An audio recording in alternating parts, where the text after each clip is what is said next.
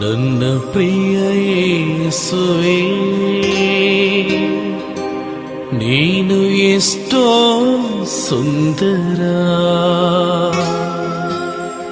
ಬಾಳ ಬಂಗಾರ,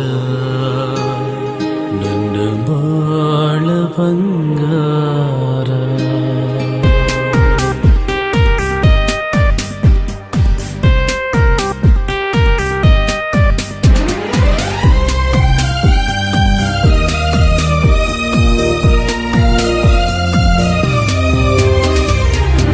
ಪ್ರಿಯ ಯೇಸುವೇ, ನೀನು ಎಷ್ಟೋ ಸುಂದರ, ಬಾಳ ಬಂಗಾರ, ನನ್ನ ಬಾಳ ಬಂಗಾರ. ನನ್ನ ಪ್ರಿಯ ಯೇಸುವೇ, ನೀನೆಷ್ಟೋ ಸುಂದರ, ಬಾಳ ಬಂಗಾರ, ನನ್ನ ಬಾಳ ಬಂಗಾರ. ಬಾಳ ಬಂಗಾರ, ಬಾಳ ಬಂಗಾರ, ಬಾಳ ಬಂಗಾರ, ಬಾಳ ಬಂಗಾರ. ನನ್ನ ಪ್ರಿಯ ಯೇಸುವೇ.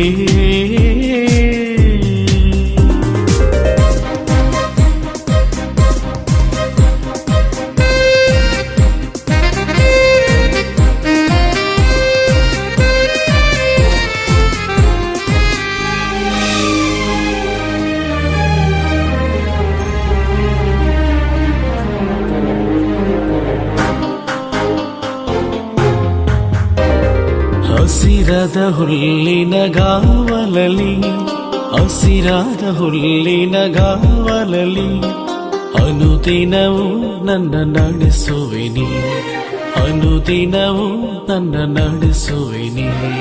ಹಸಿರಾದ ಹುಲ್ಲಿನ ಗಾವಲಲಿ, ಹಸಿರಾದ ಹುಲ್ಲಿನ ಗಾವಲಲಿ, ಅನುದಿನವೂ ನನ್ನ ನಡೆಸುವಿನಿ. ಮೃತ್ಯುಂಜಯ ಯೇಸು ಕ್ರಿಸ್ತರಲ್ಲಿ ಆತ್ಮೀಯ ಗುರುಗಳೇ, ಸಹೋದರ ಸಹೋದರಿಯರೇ, ಸ್ನೇಹಿತರೇ, ನನ್ನ ಪ್ರೀತಿಯ ಮಕ್ಕಳೇ, ಪ್ರಭು ಕ್ರಿಸ್ತರ ನಾಮದಲ್ಲಿ ನಿಮಗೆ ಶುಭಾಶಯಗಳು. ವಿಶಿಷ್ಟವಾಗಿ ಈ ಸ್ವರ್ಗ ಸಾಮ್ರಾಜ್ಯ ಕಟ್ಟುವ ಸುವರ್ಣ ಕಾಲದಲ್ಲಿ ಈ ಸುವಾರ್ಥ ಪ್ರಸಾರ ಮಾಸ ಅಥವಾ ಸುವಾರ್ಥ ಪ್ರಸಾರ ದಿನ ಎಂಬುದನ್ನು ನಮ್ಮ ಧರ್ಮಕ್ಷೇತ್ರ ಅಥವಾ ಧರ್ಮಸಭೆ ಅನೇಕ ಆಯಾಮಗಳಲ್ಲಿ ಆಚರಿಸುತ್ತಿದೆ. ಆದರೆ ಇಂದು ನಮ್ಮ ಧರ್ಮಕ್ಷೇತ್ರ ಬೆಂಗಳೂರು ಮಹಾಧರ್ಮಕ್ಷೇತ್ರ ಈ ಸುವಾರ್ಥ ಪ್ರಸಾರ ಮಹೋತ್ಸವವನ್ನು ಅಕ್ಟೋಬರ್ 2020 ಇಸ್ವಿಗೆ ನಿಗದಿಪಡಿಸಿದೆ. ಮಾತ್ರವಲ್ಲ, ಇದು ಇಡೀ ನಮ್ಮ ವಿಶ್ವಕ್ಕೆ ನಿಗದಿಯಾದಂಥ ಒಂದು ತಿಂಗಳಾಗಿದೆ. ಏನಕ್ಕೆ ಈ ಸುವಾರ್ಥ ಪ್ರಸಾರ ಮಾಸ? ಹೌದು ಪ್ರಿಯರೇ, ಎಷ್ಟೋ ಧರ್ಮಕ್ಷೇತ್ರಗಳಿರಬಹುದು ಅಥವಾ ಧರ್ಮ ನಿರತ ಚಟುವಟಿಕೆಗಳ ಕೇಂದ್ರ ಬಿಂದುಗಳಿರಬಹುದು. ಅಲ್ಲೆಲ್ಲ ನಾವು ನೋಡುತ್ತೇವೆ ಯಾವಾಗಲೂ ಬಲಿಪೂಜೆ, ಧಾರ್ಮಿಕ ವಿಧಿವಿಧಾನಗಳು ನಡೆಯುತ್ತಾ ಇರುತ್ತವೆ. ಆದರೆ ಸುವಾರ್ಥ ಪ್ರಸಾರಕ್ಕೆ, ಶುಭ ಸಂದೇಶ ಕಾರ್ಯಕ್ಕೆ ಒತ್ತು ಕೊಟ್ಟಂಥ ಒಂದು ತಿಂಗಳನ್ನು ನಮ್ಮ ಜಗದ್ಗುರುಗಳು ಆರಿಸಿದ್ದಾರೆ. ಅದಕ್ಕಾಗಿ ಈ ಅಕ್ಟೋಬರ್ ಮಾಸವನ್ನು ಆರಿಸಿಕೊಂಡು ಅದರಲ್ಲೂ ಒಂದು ದೈವಿ ವಾಕ್ಯದ ಶೀರ್ಷಿಕೆಯೊಂದಿಗೆ ಈ ಸುವಾರ್ಥ ಪ್ರಸಾರ ಮಾಸವನ್ನು ಆಚರಿಸಲಾಗುತ್ತಿದೆ.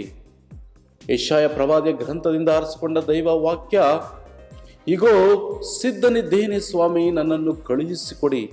ಈ ಒಂದು ಶೀರ್ಷಿಕೆಯೊಂದಿಗೆ ನಮ್ಮ ಧರ್ಮಕ್ಷೇತ್ರ ಪೋಪ್ ಜಗದ್ಗುರುಗಳ ಆ ಒಂದು ಪಾಲನೆಯಲ್ಲಿ ಮುನ್ನಡೆಯುತ್ತಿದೆ. ಹೌದು ಪ್ರಿಯರೇ, ಈ ಸಮಯದಲ್ಲಿ ನಾವು ಇಂದು ಬೇತಮಂಗಲದಲ್ಲಿರುವ ಚಿಗುರಾಪುರದಲ್ಲಿರುವ ಈ ಕುಗ್ರಾಮದ ಕಥೋಲಿಕ ಕ್ರಿಸ್ತಾಲಯ ಎಂಬ ದೇವಾಲಯವನ್ನು ಆರಿಸಿಕೊಂಡಿದ್ದೇವೆ. ಕೇವಲ 4 ವರ್ಷಗಳ ಇತಿಹಾಸ ಇರುವ ಈ ದೇವಾಲಯಕ್ಕೆ ಇಲ್ಲಿ ಬರುವುದು ಒಂದು ಅವಿಸ್ಮರಣೀಯ, ಮಾತ್ರವಲ್ಲ ಒಂದು ಸಂತಸ, ಸಂಭ್ರಮ. ಏಕೆಂದರೆ ಇಲ್ಲಿ ಅಂದು ನಮ್ಮ ಮಾಜಿ ಮಹಾಧರ್ಮಾಧ್ಯಕ್ಷರಾದ ಪೂಜ್ಯ ಬರ್ನಾರ್ಡ್ ಮೋರಸ್ ಅವರು ಅವರ ಕನಸಿನ ಕೂಸಿನಂತೆ ಇಲ್ಲಿ ಈ ಒಂದು ಸುವಾರ್ಥ ಪ್ರಸಾರ ಕೇಂದ್ರ ಬಿಂದುವಾಗಿ ಈ ಜಾಗವನ್ನು ಆರಿಸಿಕೊಂಡರು. ಸುಮಾರು 2-3 ಎಕರೆಗಳುಳ್ಳ ಈ ಸುವಾರ್ಥ ಪ್ರಸಾರ ಕೇಂದ್ರ ಇಲ್ಲಿ ಈ ನಮ್ಮ ಧರ್ಮಕ್ಷೇತ್ರದಲ್ಲಿ ರಾರಾಜಿಸುತ್ತಿದೆ. ಮಾತ್ರವಲ್ಲ, ಅನೇಕರನ್ನು ಸೆಳೆಯುತ್ತಿದೆ. ಹೌದು, ಏತಕ್ಕಾಗಿ? ಸುವಾರ್ಥ ಸಾರುವುದಕ್ಕಾಗಿ. ಸುವಾರ್ಥ ಕೇಂದ್ರ ಬಿಂದುವಾಗಿ ಇಲ್ಲಿಯೂ ಸಹ ಒಂದು ನಮ್ಮ ಕ್ರಿಸ್ತನ ಪ್ರಸನ್ನತೆ ಇದೆ. ಕ್ರಿಸ್ತನ ಪ್ರೀತಿ, ತ್ಯಾಗ, ಮಮತೆ ಹಾಗೂ ಕ್ರಿಸ್ತನ ಕಳಕಳಿ ಜೀವನವನ್ನು ನಡೆಸಿದಂಥ, ತ್ಯಾಗಮಯ ಜೀವನ ನಡೆಸಿದಂಥ ಆ ಎಲ್ಲ ಸಾರಾಂಶವನ್ನು, ಎಲ್ಲ ಸಾರವನ್ನು ನಾವಿಲ್ಲಿ ನೋಡಬಹುದಾಗಿದೆ ಎಂದು 1ನೇ ಸ್ವಾಮಿ ಅನ್ಬು ಜಾನ್ ಇವರ ಒಂದು ಸಾರಥ್ಯದಲ್ಲಿ ಈ ಸುವಾರ್ಥ ಪ್ರಸಾರ ಕಾರ್ಯ ಈ ಒಂದು ಕೇಂದ್ರದಲ್ಲಿ, ಈ ಸುವಾರ್ಥ ಕೇಂದ್ರದಲ್ಲಿ ನಡೆಯುತ್ತಿದೆ. ಆದ್ದರಿಂದ ಇದು ಒಂದು ಹೆಮ್ಮೆಯ ವಿಷಯ. ಹೌದು, ಈ ಒಂದು ಹೆಮ್ಮೆಯ ವಿಷಯವನ್ನು ನಿಮ್ಮೆಲ್ಲರಿಗೂ ತಿಳಿಸುವುದು ನಮ್ಮ ಕರ್ತವ್ಯ, ನಮ್ಮ ಸುವಾರ್ಥ ಪ್ರಸಾರ ಆಯೋಗದ ಕರ್ತವ್ಯ. It's a duty of a archdiocese. It's a duty and responsibility of the commission for proclamation and ಎವಾಂಜಲೈಸೇಷನ್.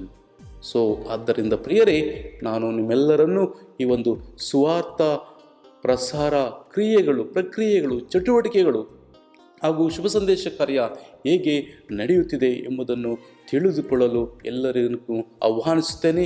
ಹಾಗೂ ವಿಶೇಷವಾಗಿ ದಯಾಮಯ ದೇವರು ಈ ಕಾರ್ಯದ ಮೂಲಕ ನಿಮ್ಮೆಲ್ಲರನ್ನು ಆಶೀರ್ವದಿಸಲಿ. ಜೈ ಕ್ರಿಸ್ತ. ಎಲ್ಲರಿಗೂ ನಮಸ್ಕಾರಗಳು.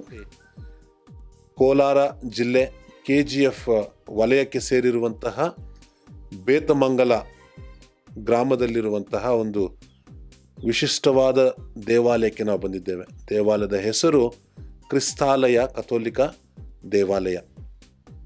ಇಲ್ಲಿನ ಒಂದು ಸುವಾರ್ಥ ಪ್ರಸಾರ ಹೇಗೆ ಪ್ರಾರಂಭವಾಯಿತು, ಯಾರು ಇದಕ್ಕೆ ಪ್ರೇರಣೆಯನ್ನು ಕೊಟ್ಟರು, ಇದರ ಇತಿಹಾಸ ಏನು ಎಂಬುದರ ಬಗ್ಗೆ ನಮ್ಮ ಜೊತೆ ವಿವರವಾಗಿ ಮಾತನಾಡಲಿಕ್ಕಾಗಿ ಈ ಒಂದು ಕ್ರಿಸ್ತಾಲಯ ಕ್ರೈಸ್ತ ದೇವಾಲಯದ ಸುವಾರ್ಥ ಸಂಯೋಜಕರಾಗಿ ಕಾರ್ಯ ಮಾಡ್ತಾ ಇರುವಂತಹ ವಂದನೀಯ ಸ್ವಾಮಿ ಅನ್ಬು ಜಾನ್ ರವರು ನಮ್ಮೊಂದಿಗೆ ಕೆಲವು ವಿಷಯಗಳನ್ನು ಹಂಚಿಕೊಳ್ಳಲಿದ್ದಾರೆ.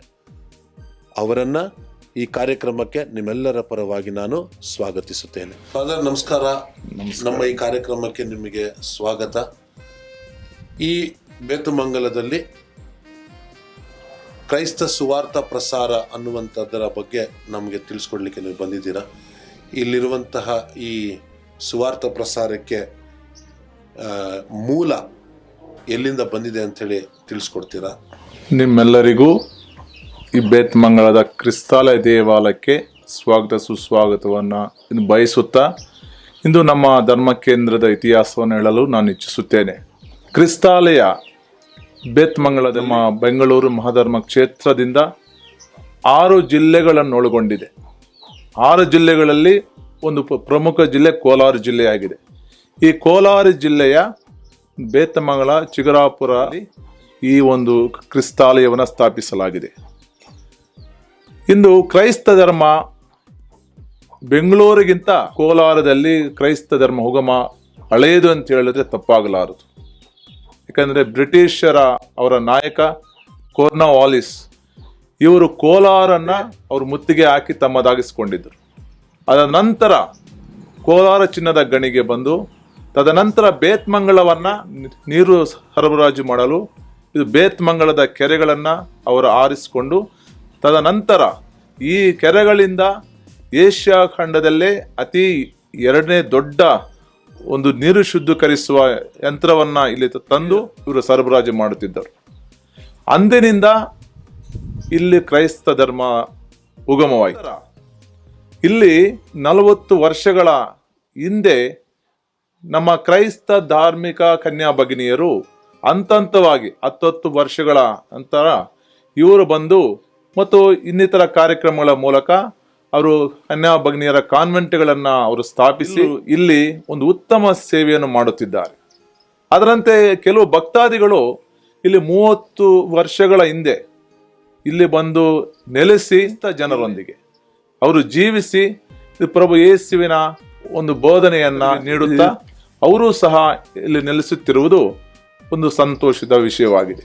ಇಂದು ನನಗೆ ಇದು ಪ್ರಪ್ರಥಮವಾಗಿ ಇಲ್ಲಿ ಈ ಪ್ರಸಾರ ಧರ್ಮ ಕೇಂದ್ರ ಪ್ರಪ್ರಥಮ ಮೊದಲನೇ ಗುರುವಾಗಿ ಆರಿಸಿರುವುದು ನನಗೆ ಒಂದು ಸಂತೋಷವನ್ನ ತಂದಿದೆ. ಅದರಿಂದ ನಾವು ಇಲ್ಲಿನ ಜನತೆಗೆ ಒಂದು ಧಾರ್ಮಿಕ ಕಾರ್ಯಗಳ ಮೂಲಕ ಮತ್ತು ಸಾಂಸ್ಕೃತಿಕ ಕಾರ್ಯಗಳ ಮೂಲಕ ನಾವು ಉತ್ತಮ ಕಾರ್ಯಗಳನ್ನು ಮಾಡುತ್ತಾ ಇಲ್ಲಿನ ಜನತೆಗೆ ಪ್ರಭು ಯೇಸುವಿನ ಬೋಧನೆಯನ್ನ ಮಾಡುತ್ತಿದ್ದೇವೆ. ಅದರಿಂದ ಇದು ನಿಜವಾಗಲೂ ಒಂದು ಸಂತೋಷವನ್ನ ತಂದಿದೆ ಈ ಒಂದು ಸಂದರ್ಭದಲ್ಲಿ. ಈಗ ಫಾದರ್, ನೀವು ಬೆಂಗಳೂರು ಧರ್ಮಕ್ಷೇತ್ರದಿಂದ ಇಲ್ಲಿ ಗ್ರಾಮಾಂತರಕ್ಕೆ ಬಂದು ಗ್ರಾಮಾಂತರ ಸ್ಥಳವಾಗಿರುವಂಥ ಈ ಒಂದು ಸ್ಥಳದಲ್ಲಿ ಪ್ರಸಾರವನ್ನು ನೀವು ಮಾಡ್ತಾ ಇದ್ದೀರಾ. ಇದಕ್ಕೆ ಧರ್ಮಕ್ಷೇತ್ರದಿಂದ, ಬೆಂಗಳೂರು ಧರ್ಮಕ್ಷೇತ್ರದಿಂದ ಯಾವ ರೀತಿ ಪ್ರೋತ್ಸಾಹ ಸಿಗ್ತಾ ಇದೆ, ಯಾವ ರೀತಿ ಉತ್ತೇಜನ ಸಿಗ್ತಾ ಇದೆ, ಅದ್ರ ಬಗ್ಗೆ ಹೇಳ್ತೀರಾ ಸ್ವಲ್ಪ? ಪ್ರಸ್ತುತ ಮಹಾಧರ್ಮದಕ್ಷರಾದ ಪರಮ ಪೂಜ್ಯ ಪೀಟರ್ ಮಚಾಡರವರು ನಮ್ಮ ಈ ದೇವಾಲಯಕ್ಕೆ 2 ಬಾರಿ ಬಂದಿದ್ದಾರೆ ಮತ್ತು ಇದೊಂದು ಪುಣ್ಯಕ್ಷೇತ್ರವಾಗಲಿ ಅನ್ನೋ ಮಾತು ಕೂಡ ಹೇಳಿದ್ದಾರೆ. ಹಬ್ಬದಿಂದ ಮಹಾಧರ್ಮಾಕ್ಷರ ಒಂದು ಪ್ರೋತ್ಸಾಹ, ಉತ್ತೇಜನ ಕೂಡ ಈ ದೇವಾಲಯ ಬೆಳವಣಿಗೆಯಲ್ಲಿದೆ. ಫಾದರ್, ಇಷ್ಟೊತ್ತು ನಮ್ಮ ಜೊತೆ ಮಾತನಾಡಿ ನಿಮ್ಮ ಅನಿಸಿಕೆ, ಅಭಿಪ್ರಾಯಗಳು, ಈ ಒಂದು ಸ್ಥಳದ ಇತಿಹಾಸವನ್ನು ನಮ್ಮೆಲ್ಲರಿಗೂ ತಿಳಿಸಿಕೊಟ್ಟದಕ್ಕಾಗಿ ನಿಮಗೆ ತುಂಬ ಹೃದಯದ ಕೃತಜ್ಞತೆಗಳನ್ನು, ವಂದನೆಗಳನ್ನು ಸಲ್ಲಿಸ್ತೇವೆ. ಪ್ರಿಯರೇ ನಮಸ್ಕಾರ. ಈ ಒಂದು ಸುವಾರ್ಥ ಪ್ರಸಾರ ಮಾಸದಲ್ಲಿ ನಾವಿದ್ದೇವೆ. ಇಂದು ನಾನು ಬೇತಮಂಗಲ ಎಂಬ ಗ್ರಾಮದ ಒಂದು ಕ್ರಿಸ್ತಾಲಯ ದೇವಾಲಯದ ಆವರಣದಲ್ಲಿದ್ದೇನೆ. ಇಲ್ಲಿ ನನ್ನ ಜೊತೆಯಲ್ಲಿ ಸಹೋದರಿ ಹೇಮಾವತಿ ಅವರಿದ್ದಾರೆ. ಅವರಿಗೆ ಯೇಸು ಸ್ವಾಮಿ ಅನೇಕ ಅದ್ಭುತಗಳನ್ನು ಮಾಡಿದ್ದಾರೆ. ಅವರು ನಮ್ಮ ಜೊತೆಯಲ್ಲಿ ಇವತ್ತು ಅವರಿಗೆ ಮಾಡಿದ ಅದ್ಭುತ ಕಾರ್ಯಗಳನ್ನು ತಿಳಿಸಲು ನಮ್ಮ ಮಧ್ಯೆ ಬಂದಿದ್ದಾರೆ. ಅವರಿಗೆ ನಾನು ಸ್ವಾಗತಿಸ್ತೇನೆ ಯೇಸುವಿನ ಹೆಸರಿನಲ್ಲಿ. ನಮಸ್ಕಾರ ಸಿಸ್ಟರ್. ನಿಮಗೆ ಮಾಡಿದ ಯೇಸು ಸ್ವಾಮಿ ಅದ್ಭುತ ಕಾರ್ಯಗಳನ್ನ ನಮಗೆ ತಿಳಿಸ್ತೀರಾ? ಸರಿ, ತಿಳಿಸ್ತೀನಿ. ಏನು ಅದ್ಭುತ ಕಾರ್ಯಗಳನ್ನ ಯೇಸು ಸ್ವಾಮಿ ಮಾಡಿದ್ದಾರೆ ನಿಮಗೆ? ನಮ್ಮ ಮನೆಯಲ್ಲಿ ಕಷ್ಟಗಳಿದ್ದಾಗ ನಾವು ಬಂದು ಫಾದರ್ ಹತ್ರ ಪ್ರೇಯರ್ ಮಾಡ್ಕೊಂಡು ದೇವ್ರು ನಮ್ಗೆ ಒಳ್ಳೇದ್ ಮಾಡಿದ್ದಾರೆ. ಮಹಿಷಾರಿಲ್ದಾಗ ಬಂದು ಪ್ರಾರ್ಥನೆ ಮಾಡ್ಕೊಂಡು ಒಳ್ಳೇದಾಗಿದೆ. ಈಗ ಆರೋಗ್ಯ ಚೆನ್ನಾಗಿದೆ ನಮ್ಗೆ. ಓಕೆ. ಎಷ್ಟು ವರ್ಷದಿಂದ ಇಲ್ಲಿಗೆ 4 ವರ್ಷಗಳಿಂದ ಬರ್ತಾ ಇದೀವಿ. 4 ವರ್ಷದಿಂದ ಇಲ್ಲಿಗೆ ಬರ್ತಾ ಇದ್ದಾರೆ. ನಿಮ್ಮ ಮನಸಾರೆ ಬರ್ತಾ ಇದ್ದಾರಾ ಅಥವಾ ಯಾರು ಬಂದು ಕರ್ಸಿದ್ರ? ನಮ್ಗೆ ಇಷ್ಟಪಟ್ಟು ಬರ್ತಾ ಇದೀವಿ. ಈ ಇಷ್ಟಪಟ್ಟು ಇಲ್ಲಿ ಬಂದಿದ ಮೇಲೆ ನಿಮಗೆ ಸಮಾಧಾನ, ಶಾಂತಿ, ಸಮಾಧಾನ ಬರ್ಬೇಕು ಅಂತ ನಮ್ಮ ಮನಸ್ಸಿಗೆ ಅನಿಸುತ್ತೆ. ಯಾರು ಒತ್ತಾಯ ಮಾಡಿದಾರ? ಇಲ್ಲ ಸರ್, ನೀವೇ ಬರ್ತಾ ಇದ್ದೀರಾ? ನಾವೇ ಬರ್ತಾ ಇದೀವಿ. ಈಗ ಹೇಗಿದೆ ನಿಮ್ಮ ಕುಟುಂಬದಲ್ಲಿ? ಚೆನ್ನಾಗಿದೆ ಸರ್. ಸಮಾಧಾನದಲ್ಲಿ ಇದ್ದೀರಾ? ಚೆನ್ನಾಗಿದೆ. ನಮ್ಮ ಕುಟುಂಬದಲ್ಲಿ ಏನು ತೊಂದರೆಗಳಿಲ್ಲ. ನಾವೀಗ ಚೆನ್ನಾಗಿದ್ದೀವಿ. ಯೇಸು ಸ್ವಾಮಿ ಹತ್ರ ಬಂದು ಕೇಳಿದ ಪ್ರಾರ್ಥನೆ ಎಲ್ಲ ಕೂಡ ನೆರವೇರಿಸ್ತಾ ಇದ್ದಾರೆ. ದೇವ್ರು ನಮ್ಗೆ ಒಳ್ಳೇದ್ ಮಾಡಿದ್ದಾರೆ. ಪ್ರಿಯರೇ, ಸಹೋದರಿ ಹೇಳಿದ ಹಾಗೆ ಇವರಿಗೆ ಶಾಂತಿ, ಸಮಾಧಾನ, ಇವರು ಕುಟುಂಬದಲ್ಲಿ ಏನೆಲ್ಲ ಪ್ರಾರ್ಥನೆಯಲ್ಲಿ ಕೇಳ್ಕೊಂಡಿದ್ದಾರೆ ಅದನ್ನೆಲ್ಲ ದೇವರು ನೀಡಿದ್ದಾರೆ ಅಂತ ಇವರು ತಿಳಿಸ್ತಾ ಇದ್ದಾರೆ. ದೇವರು ಇವರಿಗೆ ಆಶೀರ್ವದಿಸಲಿ. ಪ್ರಿಯರೇ, ನಾನು ಯಶೋದಮ್ಮ ಈ ಸಹೋದರಿಯ ಜೊತೆಯಲ್ಲಿದ್ದೇನೆ ಬೇತಮಂಗಲ ಗ್ರಾಮದಲ್ಲಿ. ಇವರಿಗೆ ಯೇಸು ಸ್ವಾಮಿ ಅನೇಕ ಅದ್ಭುತ ಕಾರ್ಯಗಳನ್ನು ಮಾಡಿದ್ದಾರೆ. ಇವರು ಸಾಕ್ಷಿ ಪಡಿಸಲು ಇವತ್ತು ನನ್ನ ಜೊತೆಯಲ್ಲಿದ್ದಾರೆ. ಇವರ ಬಾಯಿಯಲ್ಲಿ ನಾವು ಕೇಳೋಣ ಇವರಿಗೆ ದೇವರು ಏನೆಲ್ಲ ಅದ್ಭುತವನ್ನು ಮಾಡಿದ್ದಾರೆ, ಹಾಗೂ ಇಲ್ಲಿ ಅನೇಕ ಸಮಸ್ಯೆಗಳಿತ್ತು, ಓಡಾಡಲಿಕ್ಕೆ ಆಗ್ತಿರ್ಲಿಲ್ಲ ಅಂತ ಇದ್ದಾರೆ. ಇಲ್ಲಿ ದೇವಾಲಯ ಆದಮೇಲೆ ದೇವರು ಇವರಿಗೆ ಕೊಟ್ಟಿದ್ದಾರೆ ಅಂತ ಹೇಳ್ತಾ ಇದ್ದಾರೆ. ಅವರ ಬಾಯಿಯಲ್ಲಿ ನಾವು ಕೇಳೋಣ, ಬನ್ನಿ. ನಮಸ್ತೆ ಸಿಸ್ಟರ್, ಹೇಳಿ. ನಮಸ್ತೆ ಸರ್. ಇಲ್ಲಿ ದೋಗ್ಲು ಅದು ಇದೆಲ್ಲ ಇತ್ತು. ಅದು ಇದು ಚರ್ಚ್ ಆದ್ಮೇಲೆ ಅದೆಲ್ಲ ಓಡೋಯ್ತು. ನಾವು ಧೈರ್ಯವಾಗಿ ಇಲ್ಲಿ ಇರ್ತೀರಾ, ಹೋಗ್ತೀರಾ. ಇತ್ತು ಅಂದ್ರೆ ನೀವು ಓಡಾಡಕ್ ಆಗ್ತಾ ಇರ್ಲಿಲ್ಲ. ಓಡಾಡಕ್ ಭಯ. ದೋಗ್ಲು ಇಲ್ಲಿ ಇತ್ತು. ಇದು ಚರ್ಚ್ ಆದ್ಮೇಲೆ ಹೊರಟೋಗಿದೆ. ಇವಾಗ ಬರ್ತೀರಾ, ಹೋಗ್ತೀರಾ. ಓಡಾಡ್ಲಿಕ್ಕೆ ಸಮಸ್ಯೆ ಆಗ್ತಾ ಇತ್ತು ನಿಮಗೆ? ಆಯ್ತಾಯ್ತು. ಭಯ ಆಗ್ತಾ ಇತ್ತು. ಭಯ ಆಗ್ತಾ ಇತ್ತು. ಚರ್ಚ್ ಇಲ್ಲಿ ಆಗಕ್ಕಿಂತ ಮುಂಚೆ ಈ ರೋಡ್ ನಲ್ಲಿ ಓಡಾಡ್ಲಿಕ್ಕೆ 7 ಗಂಟೆ ಆದ್ರೆ ಯಾರು ಹೋಗಲ್ಲ. ಭಯ ಆಗ್ತಾ ಇತ್ತು. ಈ ಚರ್ಚ್ ಆದ್ಮೇಲೆ ಬರ್ತಾ ಇದ್ದಾರೆ. ಇವಾಗ ಯಾರಿಗೂ ಭಯ ಇಲ್ಲ ಅಂತಾರೆ. ಎಲ್ಲ ಆರಾಮಾಗಿ ಹೋಗ್ತಾ ಇರ್ತಾರೆ. ನಾನು ನೈಟಲ್ಲಿ ಬರ್ತೀನಿ, ಪ್ರೇಯರ್ ಮಾಡ್ಕೊಳ್ತೀನಿ ಚರ್ಚ್ ಹತ್ರನೇ. ನೋಡ್ಕೊಂಡು ಬೆಳಿಗ್ಗೆ ಹೋಗ್ತೀನಿ. ನಮ್ಗೊಂದು ಮಗು ಬೇಕು ಅಂತ ಕೇಳ್ಕೊಂಡಿದ್ದೀನಿ ಯೇಸು ಸ್ವಾಮಿನ. ಒಂದು ಮಗು ಇನ್ನೂ ಕೊಟ್ಟಿಲ್ಲ. 3 ತಿಂಗಳಲ್ಲಿ ಹೊಟ್ಟೆಲಿ ಇದೆ ಮಗು. ಅದಕ್ಕೋಸ್ಕರ ನಾನು ದೇವ್ರನ್ನ ಪ್ರೇಯರ್ ಹೇಳ್ತಾ ಇದ್ದೀನಿ. ಯಾರಿಗೆ ಮಗು ಬೇಕಂತ? ನಮ್ಮ ಮಗುಕ, ನನ್ನ ಮಗಳಿಗೆ. ನಿಮ್ಮ ಮಗಳಿಗೆ ಈಗ ಮಗು ಕೊಟ್ಟಿದ್ದಾರೆ ಅಂದ್ರೆ ಹೊಟ್ಟೆಲಿ ಐತೆ 3 ತಿಂಗಳ. ಓಕೆ. ಸೊ ಈಗ ಗರ್ಭಿಣಿ ಆಗಿದ್ದಾರೆ. ಸೊ ಇಲ್ಲಿ ಬಂದು ಪ್ರಾರ್ಥನೆ ಮಾಡ್ಕೊಂಡಿದ್ದಕ್ಕೆ ಅವರು ಗರ್ಭಿಣಿ ಆಗಿದ್ದಾರೆ. ಹೌದು. ನಮ್ಮ ಮಕ್ಕಳೆಲ್ಲ ಇಲ್ಲೇ ಬರೋದು. ಓಕೆ. ಇಲ್ಲಿ ಬಂದಾಗಿಂದ ನಿಮ್ಮ ಕುಟುಂಬದಲ್ಲಿ ಯಾವ ರೀತಿ ಇದ್ದೀರಾ? ನಿಮಗೆ ಸಮಾಧಾನ ಸಿಕ್ಕಿದೆಯಾ? ಎಲ್ಲ ಚೆನ್ನಾಗಿದೆ. ನಮ್ಮ ಕಷ್ಟದಲ್ಲಿ ಇದ್ದಾಗೆಲ್ಲ ನಾವು ಪ್ರೇಯರ್ ಮಾಡ್ಕೊಂಡು ಹೋಗ್ತಾರೆ. ಇವಾಗ ಚೆನ್ನಾಗಿದ್ದೀರಾ ಬರ್ತಾರೆ. ಓಕೆ, ಚೆನ್ನಾಗಿದ್ದೀರಾ. ಪ್ರಿಯರೇ, ಸಹೋದರಿ ಹೇಳಿದ ಹಾಗೆ ಇವರು ಇಲ್ಲಿ ಬರೋದಕ್ಕಿಂತ ಮುಂಚೆ ಈ ಚರ್ಚ್ ಇಲ್ಲಿ ಸ್ಥಾಪನೆ ಮಾಡೋದಕ್ಕಿಂತ ಮುಂಚೆ ಇಲ್ಲಿ ಓಡಾಡಲಿಕ್ಕೆ ಕಷ್ಟ ಆಗ್ತಾ ಇತ್ತು. ಒಂಟಿಯಾಗಿ ಯಾರು ಓಡಾಡಲಿಕ್ಕೆ ಆಗ್ತಾ ಇರಲಿಲ್ಲ. ಒಂದು ರೀತಿ ಹೆದರಿಕೆಯ ವಾತಾವರಣ ಇತ್ತು. ಈ ದೇವಾಲಯ ಆದಮೇಲೆ ಇಲ್ಲಿ ಎಲ್ಲರೂ ಹೆದರಿಕೆ ಇಲ್ಲದೆ ಆರಾಮ್ಸೆ ಓಡಾಡ್ತಾ ಇದ್ದಾರೆ. ಹಾಗೂ ಇವರ ಕುಟುಂಬದಲ್ಲಿ ಇವರ ಮಗಳಿಗೆ ಮಗು ಇರಲಿಲ್ಲ. ಪ್ರಾರ್ಥನೆ ಮಾಡಿಕೊಂಡ್ರಂತೆ ದೇವರು ಇವರಿಗೆ ಆಶೀರ್ವದಿಸಿ ಸಮಾಧಾನ, ಶಾಂತಿ, ಸಮಾಧಾನವನ್ನು ಕೊಟ್ಟಿದ್ದಾರೆ. ದೇವರು ಇವರಿಗೆ ಸದಾ ಒಳ್ಳೆಯದನ್ನು ಮಾಡಲಿ ಅಂತ ನಾನು ಕೂಡ ಪ್ರಾರ್ಥನೆ ಮಾಡ್ತೀನಿ. ನಮಸ್ತೆ ಸಿಸ್ಟರ್. ಪ್ರಿಯರೇ, ಬೇತಮಂಗಲದ ಕ್ರಿಸ್ತಾಲಯ ದೇವಾಲಯದಲ್ಲಿ ನಾನಿದ್ದೇನೆ. ನನ್ನ ಜೊತೆಯಲ್ಲಿ ಸಹೋದರಿ ನಿರ್ಮಲಾ ಇವರಿದ್ದಾರೆ. ಇವರಿಗೆ ಅನೇಕ ಸಮಸ್ಯೆಗಳಲ್ಲಿ ಇವರಿದ್ರು. ಈ ಒಂದು ಆಲಯಕ್ಕೆ ಬಂದಾಗ, ಇಲ್ಲಿ ಪ್ರಾರ್ಥನೆ ಮಾಡಿಕೊಂಡಾಗ ಅನೇಕ ಬಿಡುಗಡೆಗಳಾಗಿದೆ. ಅವರು ತೆಲುಗಿನಲ್ಲಿ ಮಾತನಾಡ್ತಾರೆ. ಬನ್ನಿ, ಅವರ ಜೊತೆಯಲ್ಲಿ ಸ್ವತಃ ಅವರೇ ಆ ಸಾಕ್ಷಿಯನ್ನು ಹಂಚ್ಕೊಳ್ತಾರೆ. ನಮಸ್ತೆ ಸಿಸ್ಟರ್. ನಮಸ್ತೆ ಪಾಸ್ಟರ್. ಏನಾಯ್ತು ನಿಮ್ಮ ಇಲ್ಲಿ ಈ దేవాలయಕ್ಕೆ ಬಂದಿದ್ಮೇಲೆ ಏನು ఒళ్ళేదాಗಿದೆ నిಮಗೆ? నాకు ఫస్ట్ ఆడబిడ్డ అయింది. ఆ బిడ్డ హ్యాండిక్యాప్గా ఉంది. ఆ బిడ్డ సమస్య తీరింది. అనేక బిడ్డలు బాగా ఎండారు. చాలా కష్టాలుగా ఉండింది. మా యజమానికి మాకు ఎప్పుడు గొడవలే. ఇప్పుడు ఏమి గొడవలు లేదు, బాగానే చూసుకుంటాడు. చాలా తొందరల నుంచి, చాలా కష్టాల నుంచి దేవుడు కాపాడినాడు. ఎవరు చెయ్యిడ్చినా ఏ స్వామి చెయ్యిడ్చెల్దు అనేసి నేను నమ్ముకోండి దేవుడిని. ಏನಾಯ್ತು? ಏನ್ ಕಷ್ಟ ಆಗಿತ್ತು? ప్రతి ఒక్కటి తొందర, ఇంట్లో సమస్య, ఊరికైనా జగడం మా యజమానుడు. ನಿಮಗೇನೋ ಆಗಿದೆ ಅಂತ ಹೇಳಿದ್ದು? మాకి గ్రహ మాదిరి ఉండింది. ఏడాడ తిరుగుతుమే, మేలు కాలేదు. నాకు ఏ స్వామి చర్చికి వచ్చి వారం ప్రార్థన చేసుకుని పోతుంది. ఫాదరు దేవుని గురించి చెప్పా. అది నమ్ముకొని దేవుని దగ్గరికి వచ్చి ప్రార్థన చేస్తాను. అది గ్రహ ఇప్పుడు లేదు. గ్రహ ಅಂದ್ರೆ ಏನೋ ಒಂದು ಶಕ್ತಿ ఏమో ఒకటి గాలి మాదిరి వచ్చి ఉండింది. ఇప్పుడు ಏನಾಗ್ತಿತ್ತು ಅವಾಗ? ಶಕ್ತಿ ಬಂದಾಗ ಏನಾಗ್ತಿತ್ತು? ನಿಮಗೆ ಸಮಸ್ಯೆ ಆಗ್ತಾ ಇತ್ತು? ఏమో ఎక్కడంటే అక్కడ వెళ్ళేసేది. నాకే తెలియకుండా ఏమంటే అది అందరి మీద గలాటుకుపోయేది. ఇంట్లో జగడాలు చేసేది. అట్లంతా ఉండింది. మా యజమాని చూస్తేనే జగడం వచ్చేది. ఇప్పుడు దేవుని దగ్గరకు వచ్చి ఇప్పుడు అట్లా ప్రాబ్లం ఏం లేదు. ಎಷ್ಟು ವರ್ಷದಿಂದ ಆ ಸಮಸ್ಯೆ ಇತ್ತು? ಆ ಗ್ರಹ ಏನೋ ಇಟ್ಕೊಂಡಿತ್ತು ಅಂತ ಹೇಳಿದ್ರಲ್ಲ, 5 సంవత్సరాలు ఇంకా ఉండింది. 5 ವರ್ಷದಿಂದ. ఇప్పుడేమి లేదు. ಈಗೇನು ಇಲ್ಲ. ಈಗ ಹೇಗಿದೆ ಕುಟುಂಬದಲ್ಲಿ? ಸಮಾಧಾನ ಇದೆ? బాగానే ఉండం. ఇల్లు కట్టుకుంటున్నాము. దేవుని నమ్మినాక బిడ్డలు, మాకు బిడ్డ కావాలని ప్రార్థన చేస్తుంది. దేవుడు మాకు బిడ్డనే ఇచ్చా. ఇప్పుడు మా ఇంట్లో శాంతి సమాధానంగా ఉండం. మా యజమాని కూడా బాగా చూసుకుంటాడు. ಇವ್ರು ಹೇಳಿದ ಹಾಗೆ ಇವರ ಮಗುಗೆ ಒಂದು ಸಮಸ್ಯೆ ಇತ್ತು. ಅಂಗವಿಕಲತೆಯಿಂದ ಇದ್ರು. ದೇವರಲ್ಲಿ ಬಂದು ಯೇಸು ಸ್ವಾಮಿಯಲ್ಲಿ ಪ್ರಾರ್ಥನೆ ಮಾಡಿದಾಗ ಅವರ ಸಮಸ್ಯೆ ಬಗೆಹರಿದಿದೆ ಅಂತ ಹೇಳ್ತಿದ್ದಾರೆ. ಅದೇ ರೀತಿಯಲ್ಲಿ ಸಹೋದರಿಗೆ ಅನೇಕ ವರ್ಷಗಳಿಂದ ಒಂದು ಸೈತಾನ, ಒಂದು ದುರಾತ್ಮ ಇವರನ್ನ ಇಟ್ಕೊಂಡಿತ್ತು. ಇಲ್ಲಿ ಬಂದು ಫಾದರ್ ಗುರುಗಳ ಬಳಿಯಲ್ಲಿ ಇವರು ಪ್ರಾರ್ಥನೆ ಮಾಡಿಸ್ಕೊಂಡಾಗ ಅನೇಕ ವರ್ಷಗಳಿಂದ ಇದ್ದಂತಹ ದುರಾತ್ಮದ ಶಕ್ತಿ ಇವರನ್ನ ಬಿಟ್ಟು ಹೋಗಿದೆ. ಅದೇ ರೀತಿಯಲ್ಲಿ ಇವರ ಗಂಡನಿಗೆ ಕೆಲಸ ಇರಲಿಲ್ಲ, ಸಾಲದಲ್ಲಿದ್ದರು. ಆ ಕೆಲಸದ ಸಮಸ್ಯೆ ಕೂಡ ದೇವರು ಬಗೆಹರಿಸಿದ್ದಾರೆ. ಹಾಗೂ ಕೂಡ ಇವರ ಕುಟುಂಬದಲ್ಲಿ ಶಾಂತಿ ಸಮಾಧಾನ ದೊರಕಿದೆ ಅಂತಾರೆ. ಹಾಗೂ ಇವರ ಕುಟುಂಬದಲ್ಲಿ ಮನೆ ಇರಲಿಲ್ಲ, ಇವರು ವಾಸ ಮಾಡ್ಲಿಕ್ಕೆ ಕಷ್ಟದಲ್ಲಿದ್ರು, ಮನೆ ಇರಲಿಲ್ಲ ಅಂತೆ. ಅದಾದ್ಮೇಲೆ ಇಲ್ಲಿ ಬಂದು ಗುರುಗಳ ಜೊತೆಯಲ್ಲಿ ಈ ಆಲಯದಲ್ಲಿ ಬಂದು ಪ್ರಾರ್ಥನೆ ಮಾಡಿದಾಗ ಇವರಿಗೆ ಒಂದು ದೇವರು ಮನೆಯನ್ನ ಕೊಟ್ಟು ಇವರನ್ನ ರಕ್ಷಿಸಿದ್ದಾರೆ. ದೇವರು ಇವರಿಗೆ ಅನೇಕ ದೊಡ್ಡ ಅದ್ಭುತವನ್ನ ಮಾಡಿದ್ರು. ನಿಜವಾಗ್ಲೂ ಹೇಳ್ಬೇಕು ಅಂದ್ರೆ ಒಂದು ದೊಡ್ಡ ಅದ್ಭುತ. ಇವ್ರು ಹೇಳ್ತಾ ಇದ್ರು, ಇವರ ಯಜಮಾನರ ಜೊತೆಗೆ ನಾನು ಮಾತನಾಡ್ತಾ ಇದ್ದೆ, ಇಡೀ ತುಂಬಾ ಕಡೆ ಎಲ್ಲ ಸುತ್ತಾಡ್ಕೊಂಡ್ ಬಂದೆ, ಎಲ್ಲೂ ನನಗೆ ಬಿಡುಗಡೆ ಆಗ್ಲಿಲ್ಲ, ಎಲ್ಲೂ ಸಮಾಧಾನ ಸಿಗ್ಲಿಲ್ಲ.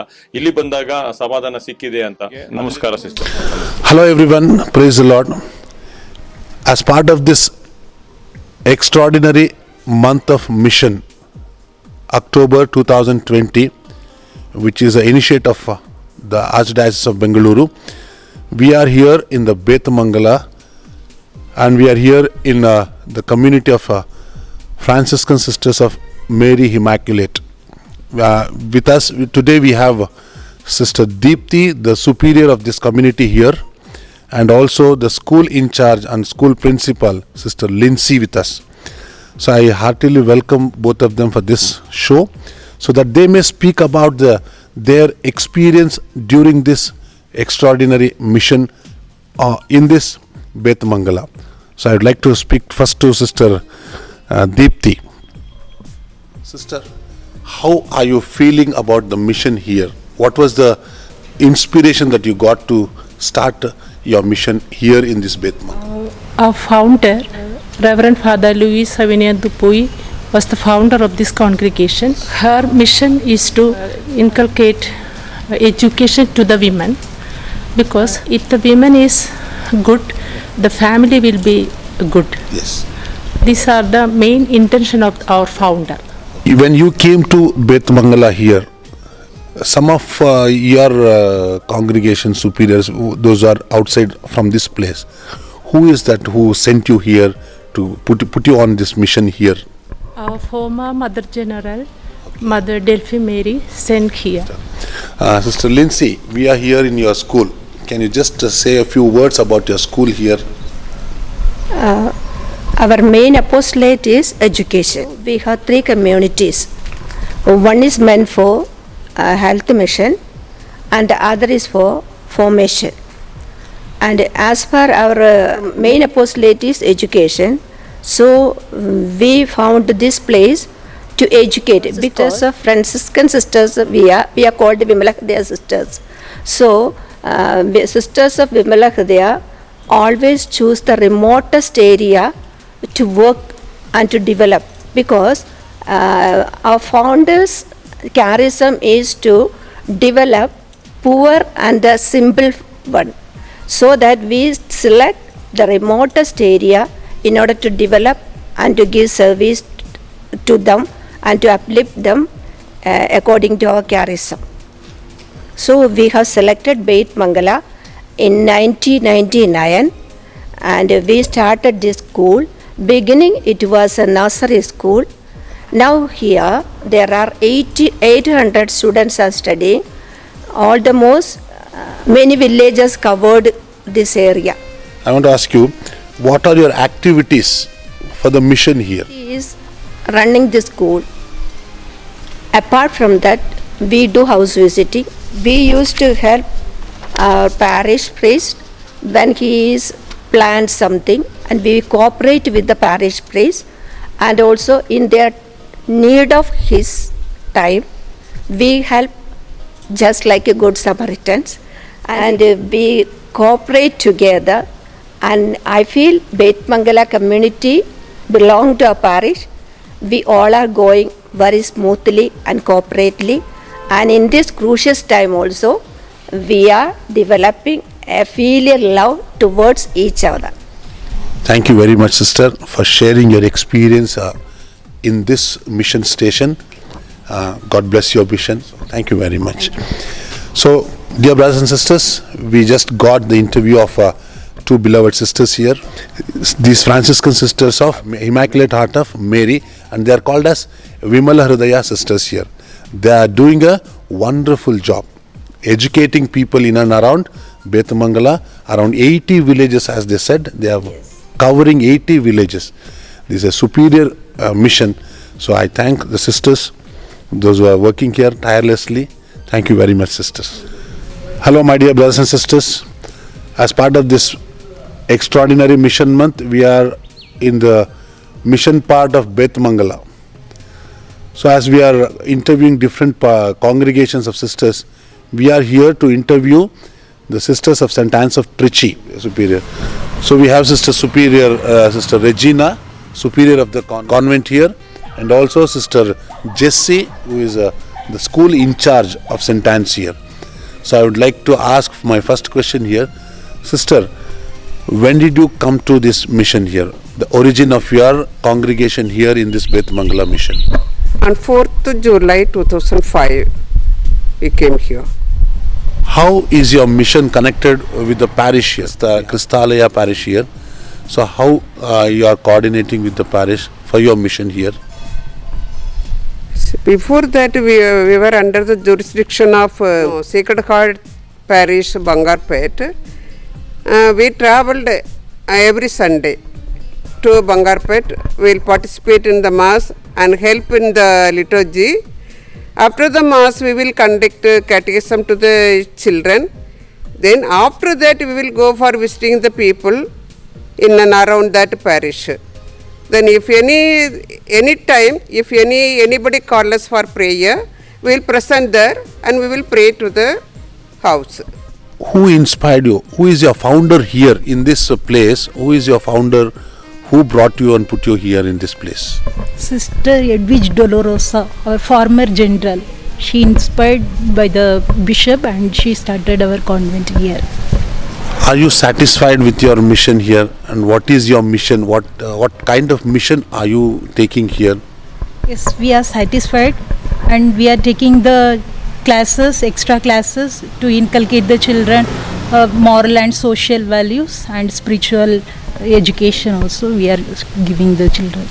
do you have anyone that you might have created, you might have formed some followers for you so that they may continue the mission in and around somewhere else, or only from your congregation you go and do the mission there?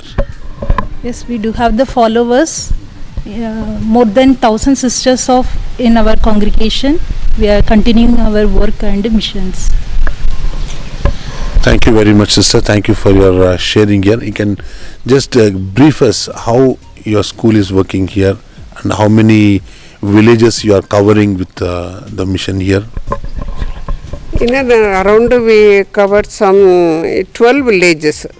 From each village, maybe 3 or 10 or 12 children are coming to this school.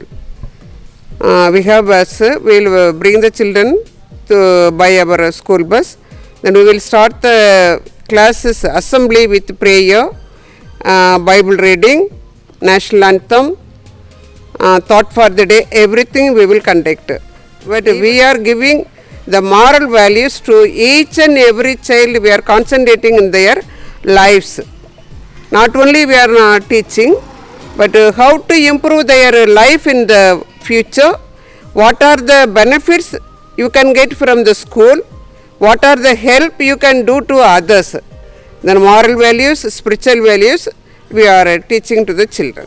We are very grateful to the diocese, our archbishop, as well as to our parish priest. He is helping one or the other way to improve our institution, not only in the education level, but he is very spiritual. Spiritually, he is helping us to improve our spiritual. So thank you very much, sisters, for your sharing here, and also thank you very much for giving your experience, how you are working here, and how the mission started here by the St. Anne's of Trichy sisters here. Thank you very much, sisters. So we are into the last mission place of this Betmangala mission station. We are into the Rosarian Sisters Convent. So we have 2 sisters here with us. Those are going to speak us about their mission, about their experience, how they started the mission here. So let us welcome sisters here. Welcome, sister. We are known by the people as your Rosarian Sisters. Then our congregation was started in Sri Lanka first in 1928. By Reverend Father B.A. Thomas from Jaffna, who was inspired by our contemplative life. We are the contemplative sisters here. 24 hours we have the day and night adoration. We are praying for the whole world. Especially we are focused on for the conversion of the sinners. That is the main motto for us. It is given to us. So as a turn, sisters will go for adoration and we are praying. So thank you so much to give this opportunity to tell about our life, and particularly our contemplative life as a Rosarians here. We are doing our mission as a prayer. Only that things we are doing. So thank you. So thank you very much, sisters. Thank you for your sharing. Thank you for your mission also. God bless your mission. Thank you. ನನ್ನ ಪ್ರಿಯ ಯೇಸುವೇ, ನೀನು ಎಷ್ಟೋ ಸುಂದರ, ಬಾಳ ಬಂಗಾರ, ನನ್ನ ಬಾಳ ಬಂಗಾರ.